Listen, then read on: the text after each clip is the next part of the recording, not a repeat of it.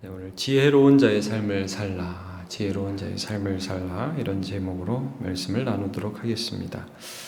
요한계시록 17장에는 이제 음녀가 나옵니다. 많은 물 위에 앉은 음녀가 나오는데 그 음녀를 어떻게 묘사하냐면 여러분 17장 6절에 보니까 또 내가 보면 이 여자가 성도들의 피와 예수의 증인들의 피에 취한지라 그랬습니다. 그러니까 이 성도들을 박해하고 교회를 핍박하는 세력을 말하고 있습니다. 이미 이제 이 음녀가 어떤 존재인지에 대해서 5절에 그 이마에 큰 바벨론이라는 이름이 써 있다는 것을 이제 언급을 한 상태입니다. 그러면서 이제 17장에 쭉 그 세상 나라의 왕들과 연합하여서 교회를 핍박하는 거대한 이 땅의 제국 바벨론 그 나라가 이제 결국은 망한다. 이게 17장의 주제였습니다. 그래서 여러분 그 17장 16절을 보면 이렇게 되어 있죠.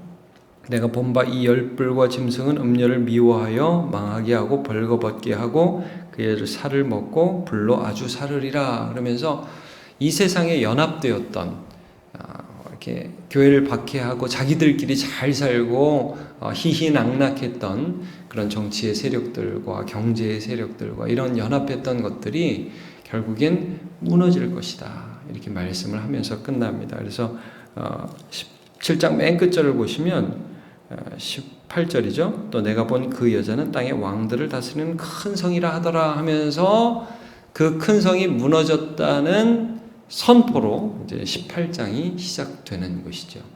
그래서 그 성을 오늘도 이제 뭐라고 말씀을 하냐면 이제 바벨론이다 그럽니다. 바벨론이다. 여러분 이제 18장 2절을 보시면 이제 1, 2절 보시면 힘찬 음성으로 한 천사가 하늘에서 내려와서 이런 선포를 하죠. 2절에 무너졌도다 무너졌도다 큰 성 바벨론이여 귀신의 처소와 각종 더러운 영이 모이는 곳과 각종 더럽고 가증한 새들이 모이는 곳이 되었도다 하면서 세상에 그렇게 명예롭고 그렇게 강하였던 바벨론이 한순간에 무너질 것을 선포하고 있습니다. 그러면서 성도들의 피에 취했던 그 바벨론이 하나님의 진노의 포도주를 마실 것이다. 3절을 보시면 그 음행의 진노의 포도주로 말미암아 만국이 무너졌으며 또 땅의 왕들이 그와 더불어 행음하였으며 땅의 상인들도 그 사치의 세력으로 치부하였도다 하더라. 그래서 하나님의 진노를 받아가지고요, 그냥 왕들 더불어 음행했던 상인들 치부하였던, 그러니까 부를 축적했던 그런 세력들이 한 번에 무너질 것이라는 것을 말씀해주고 있습니다. 이제 이 요한계시록이 당시에 핍박받던 성도들에 대한 위로의 책들이지 않습니까? 이 음행의 진노의 포도주를 마셨던 이 바벨론이 그럼 뭘 가리키느냐? 이 당시 성도들에게는 로마 제국을 가리키는 거죠. 막 핍박했던. 그리고 오고 오는 세대에 우리가 이제 세상 나라를 보면 하나님의 백성을 끊임없이 핍박하잖아요. 지금도 뭐 우리나라에서도 표면적으로는 핍박할 수 없지만, 그러나 그 이면에 들어가면 예수 믿는 것에 대해서 끊임없이 견제받고 핍박을 받는 현실이 있고, 그래도 우리나라는 나은 편이지만 지금도 세계 곳곳이 얼마나 많은 핍박 가운데 있습니까? 이제 이러한 바벨론에 대하여 우리가 어떤 시각을 가져야 되느냐 이거죠. 같이 죄 짓자고 하고 죄 안 짓고 같이 그들의 삶의 방식에 참여하지 않으면 핍박을 하는데, 성도들에게 무엇을 권면하느냐? 첫 번째 이겁니다. 망한다. 세상 나라는 망한다는 것입니다. 이게 아무리 견고해 보이고 연합해 있고 음녀가 막 성도들을 핍박하면서 취하고 절대적이나 안 망해, 이런 생각이 들죠. 절대 권력에 대한 그런 막연한 신뢰가 사람들에게 있죠. 근데 망한다는 것입니다. 여러분, 오늘 본문에 4절은 좀 이따 보고 이제 5절부터 보면 하나님이 갚아주신다. 하나님이 갚아주신다. 성도들이 당한 핍박에 대해서 하나님께서 그들의 죄에 대한 성도들의 원한을 갚아주신다. 5절 그의 죄는 하늘에 사무쳤으며 하나님은 그의 불의한 일을 기억하신지라.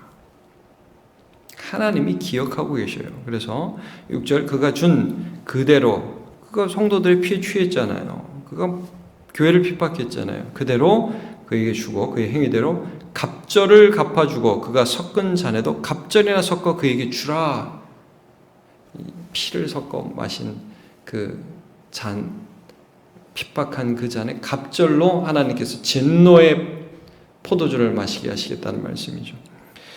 7절 그가 얼마나 자기를 영화롭게 하였으며 사차했던지 그만큼 고통과 애통함으로 이 땅에서의 그런 즐거움과 기쁨과 영화와 사치의 배로 고통과 애통으로 갚아줄 것이다. 왜 그랬냐? 그들이 어떤 마음을 가졌느냐? 그가 마음에 말하기를 나는 여왕으로 앉은 자요. 음녀니까요. 여왕으로 앉은 자요. 과부가 아니라 결단코 애통함을 당하지 아니하라. 나는 안 망해. 다 무너져도 나는 안 무너져. 여러분 그런 것들이 결국 무너질 것이라는 말씀을 해주고 있는 것입니다. 8절 그러므로 하루 동안에 그 재앙들이 이르리니 이렇게 이제 계산할 수 없는 뭐 이렇게 천천히 망한다 이게 아니라 그냥 한순간에 폭삭 망해버릴 것이다. 수많은 이 세상 나라들이 결국 망했잖아요. 로마가 망하고 이후에 수많은 강대국들이 망하고 우리가 사는 이 시대에도 여러분 그 소련이 망하는 걸 우리가 봤지 않습니까? 우리가 이 나라들 이런 것들이 뭐 예상을 못하는 거예요. 그냥 하루에 그냥 확 망해버리는 거예요. 사망과 애통함과 흉년이라 또한 그가 또한 불에 살라지리니 그를 심판하시는 주 하나님은 강하신 자이심이라. 그래서 여러분 이거를 기억해라. 안 망할 것 같냐? 망한다 이거예요. 무너졌다 바벨론이요. 세상의 영원한 나라는 하나님 나라밖에 없다. 이걸 이제 분명히 알라는 거죠. 이게 지혜라. 그러면서 우리에게 성도들에게 주시는 말씀이 4절입니다. 4절. 4절을 한번 같이 읽어볼까요? 시작. 또 내가 들으니 하늘로부터 다른 음성이 나서 이르되 내 백성아 거기서 나와 그의 죄에 참여하지 말고 그가 받을 재앙들을 받지 말라. 여러분 우리가 이 세상에 삽니다. 주님께서도 분명히 우리가 세상에 살 거라고 세상에서 박해를 받을 거라고 말씀하셨죠. 그러나 세상에 속하지는 말라고 하셨습니다. 그 세상의 죄악들에 참여하지 말라. 사람들이 왜 세상의 죄악에 참여하죠? 세상이 안 망할 줄 아니까, 돈이 영원할 줄 아니까, 권세가 영원할 줄 아니까. 근데 여러분 성경에서 무엇을 지혜라고 말씀하십니까? 하나님을 경외하는 것이 지혜의 근본이다 이렇게 말씀을 합니다.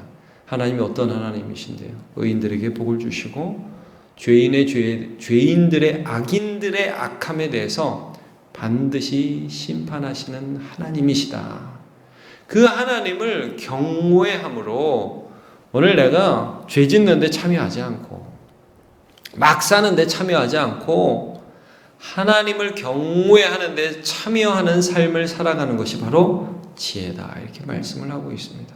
누가복음 12장에도 한 어리석은 부자에 대한 비유가 이렇게 나오죠. 부자가 있었는데 밭에 소출이 너무 많았어요. 너무 많이 거두니까 염려를 이거 어떻게 하지? 이렇게 하면 되겠구나 하고 창고를 짓기로 합니다. 그래서 창고를 지은 다음에 그 많은 소출을 다 집어넣고 자기 영혼에게 자기가 스스로 말을 합니다. 내 영혼아 이제 됐다. 여러 해 쓸 물건을 잘 저축해 놨으니까 즐겁게 기쁘게 재미있게 살자. 그때 하나님께서 이런 말씀을 하신다고 그러죠. 어리석은 자여 오늘 밤 하나님이 내 영혼을 취하시리니 그러면 이 모든 재물이 누구 것이 되겠느냐. 그리고 중요한 말씀을 하세요. 이렇게 하나님께 대하여 부요하지 않고 재물에 대하여 부요한 자는 이렇게 어리석은 자다 그래요. 여러분 세상에서 지혜는 뭐냐? 재물에 대해서 권력에 대해서 부유한 자가 지혜로운 자입니다. 세상적으로는 그 사람이 이번에 투자 잘했어. 집 잘 샀어. 어떻게 아는 사람이 그 정치인이고 괜찮은 사람 알아가지고 이번에 세상에서 출세했어. 이게 세상적 지혜라는 거죠. 예, 물론 뭐 집 잘 사는 게 꼭 나쁜 거 아니고 뭐 사람들 아는 거가 꼭 나쁜 게 아닙니다. 예. 그런 것 자체가 나쁜 건 아니에요. 근데 사람들이 거기에 그걸 하기 위해서 꼭 죄를 지어요. 편법을 쓴다고요. 그건 바보 같은 짓이라는 거죠. 하나님께서 계시다는 것을 알아야지 세상이 세다는 것만 알면 그건 어리석은 것이죠. 이 세상을 심판하실 하나님이 계시다는 것을 아는 것이 지혜라고 말씀해주고 있습니다. 에베소서 5장 15절부터 17절을 한번 읽어드리겠습니다. 그런즉 너희가 어떻게 행할지를 자세히 주의하여 지혜 없는 자같이 하지 말고 오직 지혜 있는 자같이 하여 세월을 아끼라. 때가 악하니라 그랬습니다. 여러분, 때가 악하니라. 이 세상 사람들이 죄 지으려고 눈에 불을 켜고 달려든다. 세월을 아껴라. 그러니까 죄 지면서 세월 낭비하지 말아라. 지혜 있는 자가 되어라. 17절 그러므로 어리석은 자가 되지 말고 오직 주의 뜻이 무엇인가 이해하라. 술 취하지 말라. 이는 방탕한 것이니 오직 성령으로 충만함을 받으라 말씀하셨습니다. 여러분, 우리는 세상을 살아가고 있습니다. 이 시대에도 큰 음료가 있는 거예요. 세상 제국이 있는 것입니다. 그래서 이 제국이 성도들 핍박하면서 야, 넌 나한테 와야 돼. 내 말 들어야 돼. 그래야 살아. 그게 똑똑한 거야. 이런 위협을 성도들이 오늘도 받고 산다 이 말입니다. 그럴 때에 우리가 이 세상의 죄에 대해서 심판하실 하나님, 보이지 않는 그 하나님을 믿음의 눈으로 보고 참으로 그를 두려워하고 그를 섬기며 그의 뜻을 분별하여서 오늘 행하는 것이 참된 지혜인 줄로 믿으시고 그 지혜로 살아가시는 저와 여러분 되시기를 축복합니다. 기도하겠습니다. 살아계신 하나님 감사합니다. 큰 음녀 바벨론이 무너지고 그들의 교만과 그와 함께 부를 쌓았던 모든 세상 권력들이 무너질 것임을 말씀을 통해서 우리에게 알려주셨습니다. 성도들을 향하여는 그의 죄에 참여하지 말고 그가 받을 재앙을 받지 말라라고 말씀해 주셨습니다. 살아계신 하나님, 우리로 이 세상 살아가면서 세상이 다라고 생각하지 않게 해주시고 그 세상을 지배하고 계시고 세상의 죄악을 심판하실 하나님을 두려워하며 주의 뜻을 분별하여 어린 양 예수 따라가는 하나님의 승리에 동참하는 성도로 살아가게 하여 주시옵소서. 오늘도 핍박 가운데 있는 성도들을 주님 불쌍히 여겨주시고 그들이 오히려 핍박 가운데 주의 이름을 지키고 증거함으로 믿음의 승리의 삶을 살아갈 수 있도록 도와주시옵소서.